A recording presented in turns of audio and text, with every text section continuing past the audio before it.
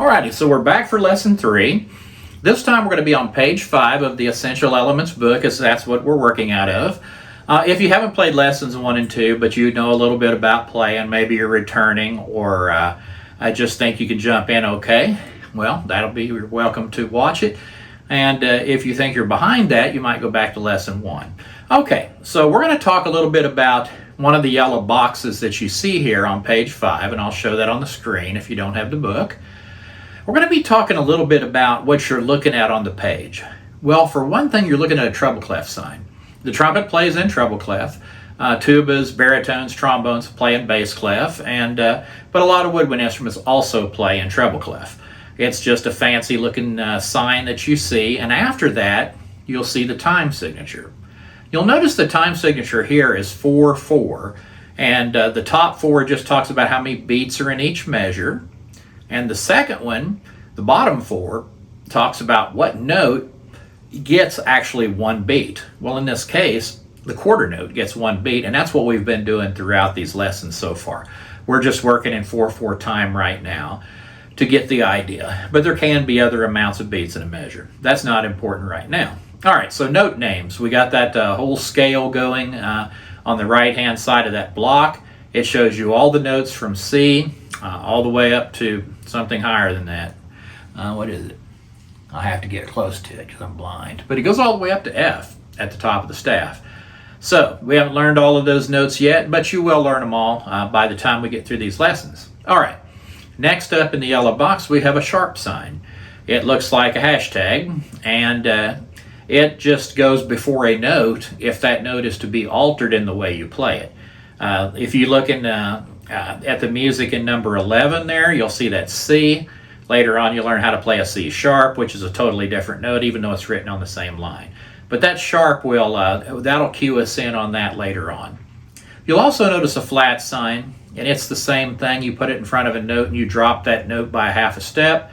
And we'll learn how to do that later, but it's just showing you these things so when you see them on a piece of music, you'll know what they are. The natural sign, same thing. That usually just rules out either a flat or sharp that came before it. But we won't worry about those too much. That's just part of a little bit of theory that the book is trying not to have too much gaps in our learning. And so that's all part of music theory that we'll get into at a later date. But for now, we're going to go to lesson number 11, which is talking about reading the notes. You'll notice this looks an awful lot like stuff we've seen before, but there's no little letters on the inside of the note head now. So you just have to be able to identify those notes for yourself. So, lesson 11, you'll notice, we don't have lesson 10 here because we did that in lesson 2. But it's exactly the same, it's just we're going to have to play the notes without having the letter written inside of them. So it's important now that we actually know the notes and how they look on the staff so we're able to play along. So here we go with number 11. You'll notice at the end of number 11, something important to look at is there is a repeat sign. So when you see a repeat sign, that means go back to the beginning and play the thing again. For now, that's what it means anyway. And that's what it'll mean unless there's another repeat sign that it repeats back to. But that's for a whole other lesson. Today, we're going to be repeating back to the beginning. So here we go with reading the notes. 1, 2, ready, play. 2, 3, 4. 2, 3, repeat.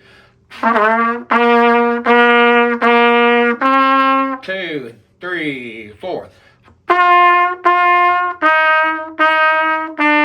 2, and stop. So, that's lesson number 11 called Reading the Notes.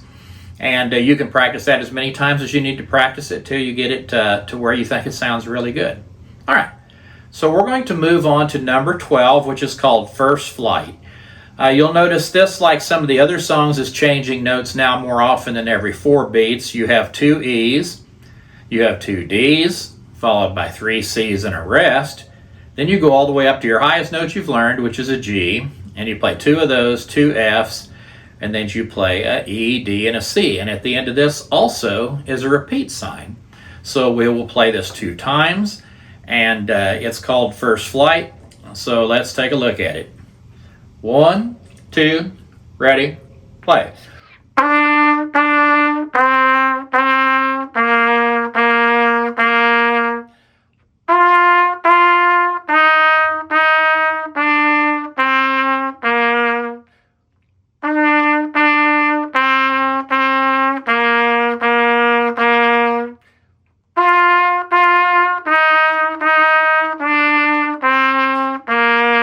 And that's 2 times. Okay. I feel like I might be taking this just a little bit fast. If you know how to work settings on your computer, you can actually go to settings and you can slow it down manually by just choosing the speed and go slower at maybe 0.75 or 0.5, and you'll be playing twice as slow if you need to, or if you want to play it faster, you could also speed it up. But if you don't have those settings, let's play this a little bit slower to make sure we can keep up. 1, 2, ready, play.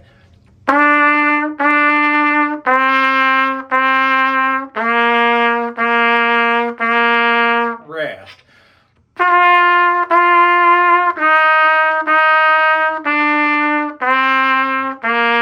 Rest.